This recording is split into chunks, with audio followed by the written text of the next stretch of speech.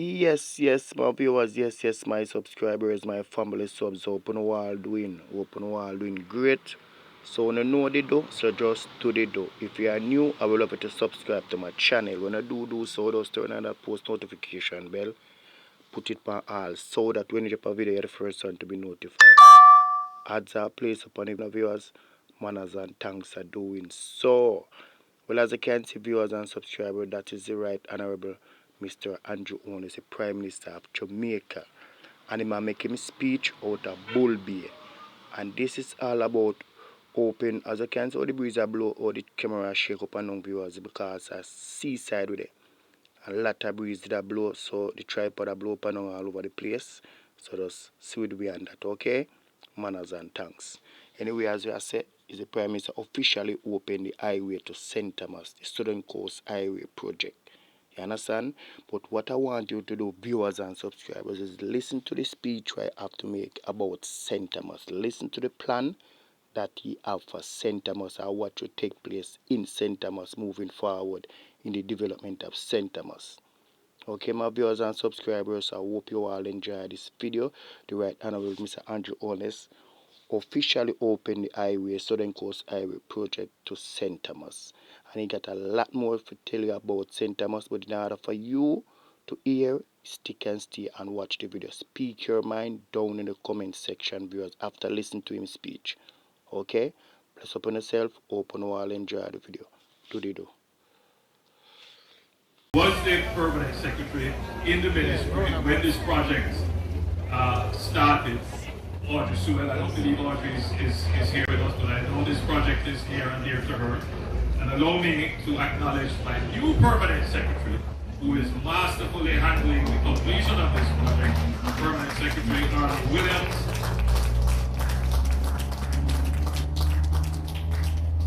And the team from the NWA. Now that's a story to be told, E.G. Hunter and Juan and Donna. And they don't usually get recognized. They get a lot of fussing. But they are the bureaucratic mind behind the delivery of this project. And they should be acknowledged and commended because they do get.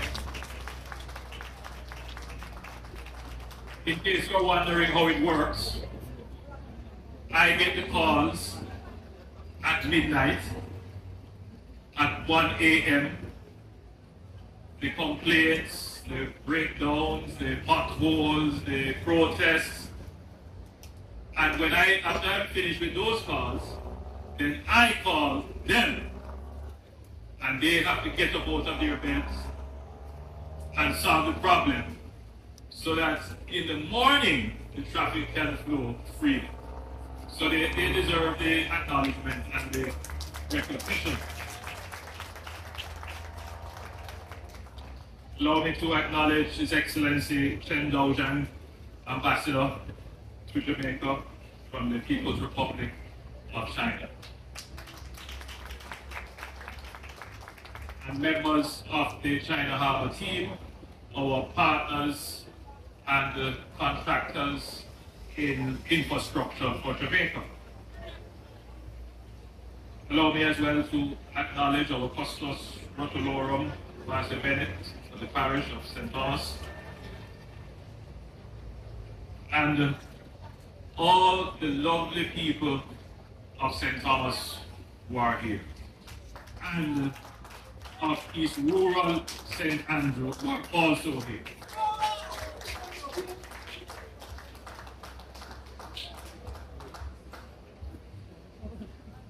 Today is a great day for the people of St. Thomas as we officially open the Harbour View to Yallah's leg of the Southern Coastal Highway Improvement Project. Our forefathers would be proud to see this monumental step in the realization of a dream for the parish of St. Thomas. Before I delve into the significance of this highway, I want to give you a little bit of history. So I'm going to ask you to be patient with me. I'm going to ask you to listen carefully to hold on to my hands, hold on to every word, and follow me down the history lane of this parish, indeed, this part of Jamaica. Without a question, St. Thomas is one of the most significant parishes in Jamaica's history. The legacy of this great parish surrounds not only its wealth of natural resources, historic architecture, or vibrant culture, but more so its role in our political and economic independence. When Christopher Columbus arrived in Jamaica in 1494, St. Thomas was inhabited by the Taino people.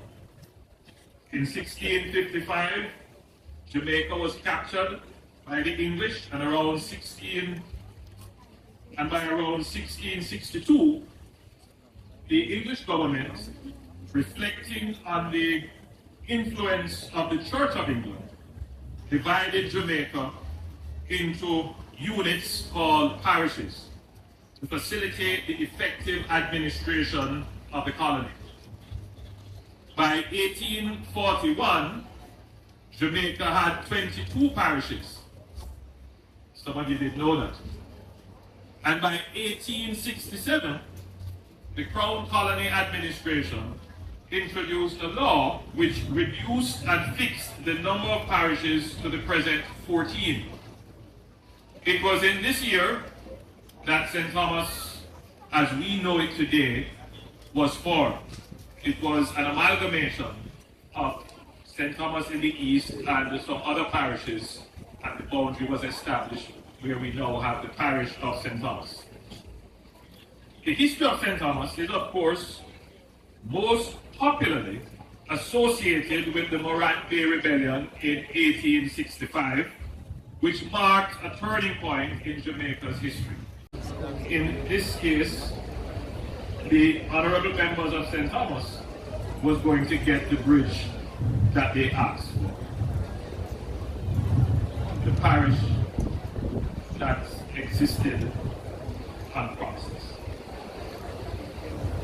Also from the Gleaner Archives, from March 20, 1925, is an article entitled Members for St. Thomas Deals with Conditions in Colony, which described Mr. Phillips, a then member of the Council for St. Thomas, his criticism of the budget speech of the Colonial Secretary, which had not provided for the long-promised bridge over the rivers. Mr. Phillips also stated that the people of St. Thomas had asked for 1 mile of road to get to the new sugar factory, which would cost £400 at the time. Can you imagine? £400 could be 1 mile of roads at that time. But the government was not willing to spend it. Mr. Phillips labeled the parish as the Siberia of Jamaica, a neglected parish.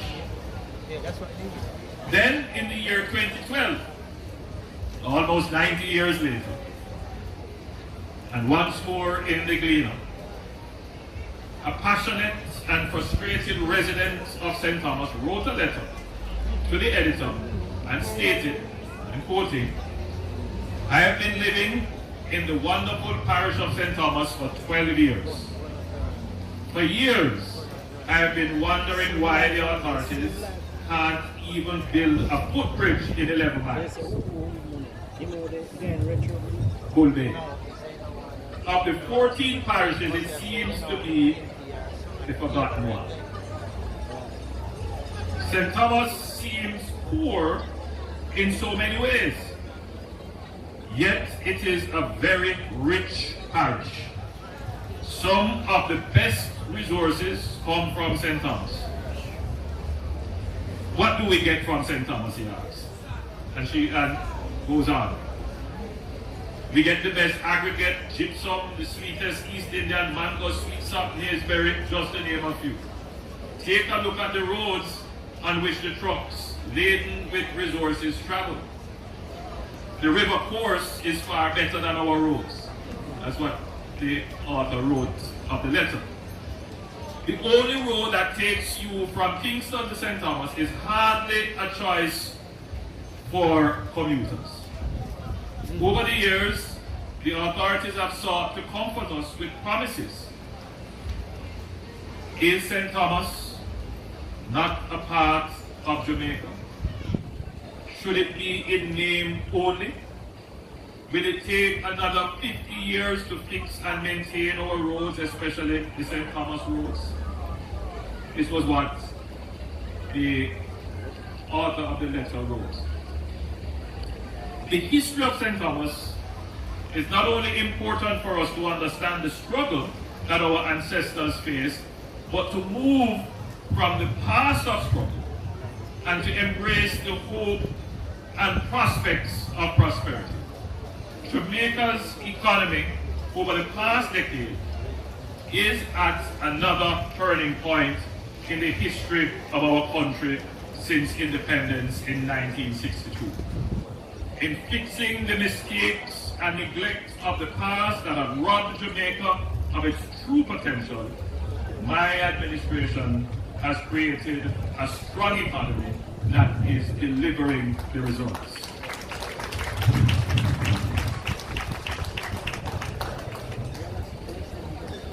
There are some people in our country who do not like to hear success. There are some people in our country, it hurts them deeply to see that this administration is delivering, fulfilling, realizing, making good on the long-standing dreams and aspirations of the people. It hurts them. The young lady who delivered the first entertainment piece, she says, "What is success?" And there's a line in there which caught my attention. She said, "Success is ignoring the negatives."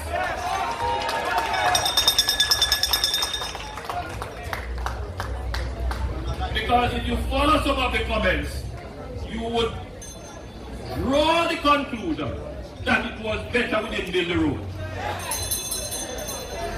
If you follow the criticisms to the logical conclusion, then you would have to conclude, well, may as well we never build the road. May as well we just leave it as it was. We saw the criticisms and the complaints about dust, about flooding, and one would think that it is since we started to repair the road.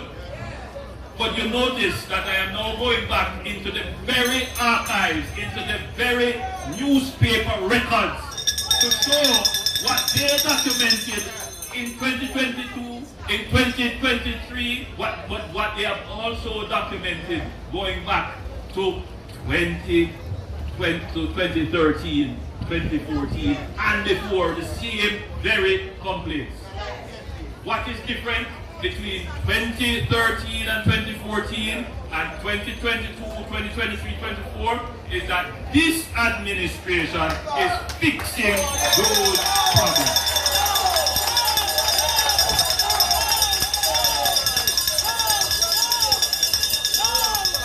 So the problems didn't start with us. The problems have been there from emancipation through to the Morant Bay Rebellion, coming right up now to labor riots. The problems of our country have been there. So don't argue as if these things just materialize and a snap of a finger they're going to be changed. What is different now is that when we were struggling with bad roads, bad healthcare, bad everything, we had a bad economy that could not deliver to fix those problems. Now you have a government that is fixing the economy. And as we fix the economy gives us capacity, and we use that capacity now to spend on the people, and that is how we have a clearing economy, an economy at which the people are at the center. So when we talk about economy, there are persons who don't like it. But it is the most curious thing. It's as if government must talk about its success. There are those who are wedded to a diet of negative. And we must accentuate the positive. We must give people hope and lift their expectations. Under my administration, Jamaica has experienced 10 consecutive quarters of economic growth since the pandemic. 10 consecutive quarters of economic growth since the pandemic.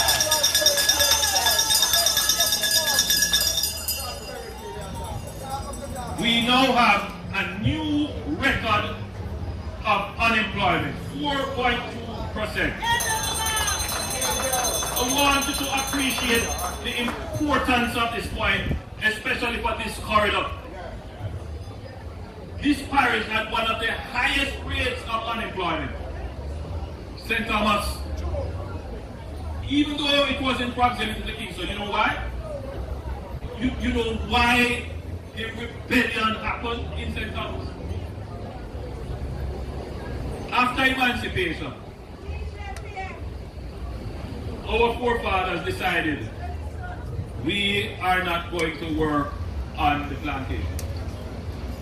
It was pretty much a plantation economy where the only source of wealth creation came from the plantation. So you have to send your labor to the plantation. Our people decided that we are going to go and find land all over, and we are going to try and farm the land. We are going to use our labor in agriculture, subsistence farming, to sustain ourselves. The people who owned land and who owned plantations said, our sugar plant, meaning their sugar plantation and their sugar factories, can't succeed unless we get those people who were former enslaved to come and work for us now as laborers. But we can't make any profit if their wages are high. And by the way, if their wages are high, they're going to create a surplus and then they don't need to work for us. So they keep the wages artificially low, even though they needed the labor. But what else did they do? They made it very difficult for the former slaves to have land to plant for their own subsistence livelihood. They evicted, they disputed leases, they used the courts to throw people off the land. When we talk about the sensitivity of land settlement in Jamaica, this is where it all comes from. And so at that period of time, there was a high level of unemployment. Just think about it. No work, and if you do decide to work, the wage is low. How do you survive? You can't get any land. If you have land, the landowner is trying to kick you off it. If you have a dispute with the landowner and you go to court, there's no justice there. It must have boiled up to that point. And it did.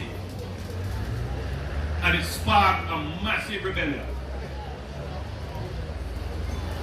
And it is out of that that the colonial government at the time realized, even though they knew for a very long time, the churches here were sending back letters to the colonial government telling them of the difficult situation, that as a result of that, they took back control of the colony, made it a crown colony once more, and decided to administer it directly, and started to structure Jamaica, both in terms of its administrative departments, the formation of local government, and the development of an economy. That's where it really started. I'm trying to explain to you that this road that we are building here is an important closing of the circle. This is not just building a road. This is about Jamaica achieving its economic and political independence. It's about liberating the people. This is about providing them with an opportunity. And as was said by some wise man somewhere, the road to development begins with a road. The road to development begins with a road. So, there are those who would want to underplay the significance of this. I'm sure that the people in this side of the island realizes the importance of this road. The forgotten parish is now front and center in the administration.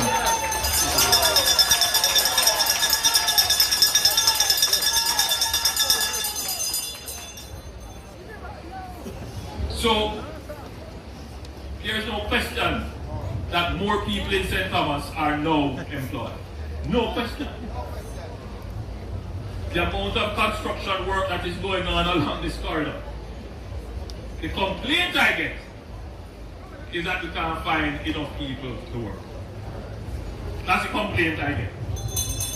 So, we have record international reserves, almost $5 billion of reserves now. Never had that before in Jamaica. Good government, good management of the economy has done that.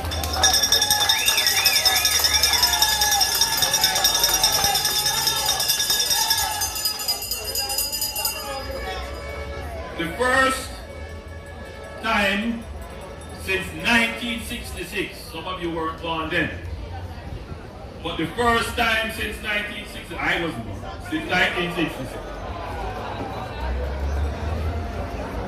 Jamaica has a balance of payment surplus.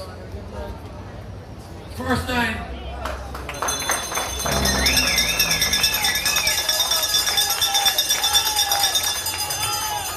Our debt to GDP ratio, meaning if you were to take everything that Jamaica produced and put it beside Jamaica's total debt, the debt at one point in time of Kingston and St. Anne because of the proximity and the ease and convenience of the highway. So when all the development pressures were heading west, southwest, heading towards St. Catherine and Clarendon, where we're really having a challenge in finding lands. We're going to see now housing move into this part of Jamaica, further developing this area. But I want to mention the botanical gardens, at the time one of the best in the world. I want to mention the history of artifacts and heritage that is in Morant Bay. And I want to spend a little bit of time on Morant Bay, because when we complete the Morant Bay Urban Center, the road now leads through Morant Bay, but there is a bypass that goes around Morant Bay. We're going to develop that bypass around Morant Bay, and we're going to develop Morant Bay into a historic town. I've already given directions for the development of a museum. Now, I don't want a small museum. I want a big museum,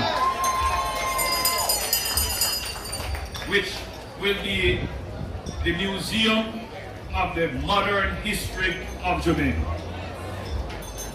It will properly document and preserve the artifacts, starting from the Morant Bay Rebellion to now. We will develop the courthouse. We will create a park. on that seafront of the town. We will seek to develop and preserve the old architecture. And we will make it a model town. But remember now, this road connects at Harborview roundabout. We have Port Royal Airport, and we have built a port facility there for cruise ships. What you now have is a corridor for tourism from Port Royal going right to Morocco. Our tourism has largely been about sun, sea, and sand. But people travel for a wide range of experiences. People want to see a little bit of history. They want to be able to sit with the people. They want to eat the local food, go to the local club, mix with the local people in safety and security. And what better place to start to develop that corridor? From Port Royal, you can get to anywhere in Kingston. You can go to Bob Marley house, the museum. You can go to our art galleries. We have various museums and the Institute of Jamaica. You can go up to get some coffee up in East Rural.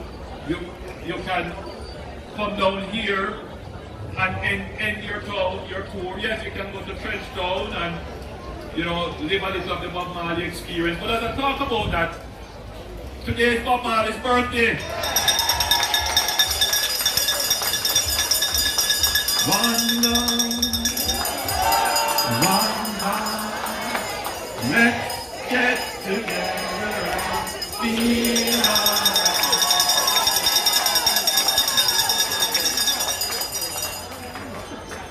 Today is Bob Marley's birthday, and I had an opportunity to see the film at its premiere. And St. Thomas was featured, Bull Day was featured. What we should be doing is looking to develop along this coast for movies and scenes. In fact, what we want to do now is to start the development of a film about the history of the Morat Bay Rebellion.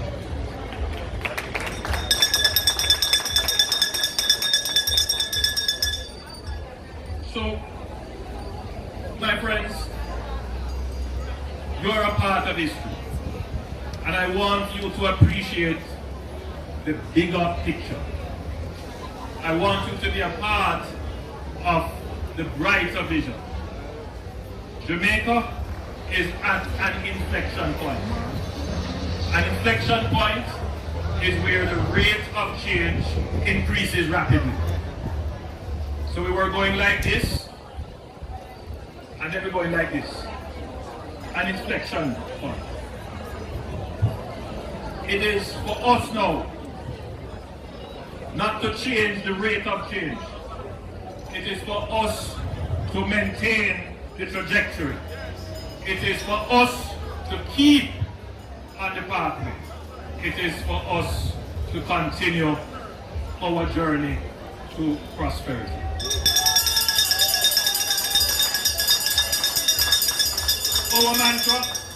Our mantra is we are looking to build peace and productivity.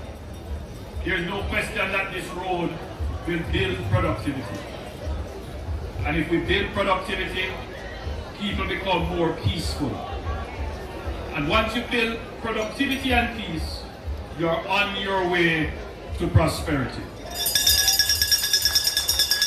And once you build prosperity and people have a prosperity outlook, people become more productive and more peaceful. And more peace and productivity gives you more prosperity. Jamaica is on its way to a virtuous cycle of development and fulfillment. It warms my heart today to officially open this road and mark the closing of the surface from the brutal history of our forefathers that erupted in the Morant Bay Rebellion. God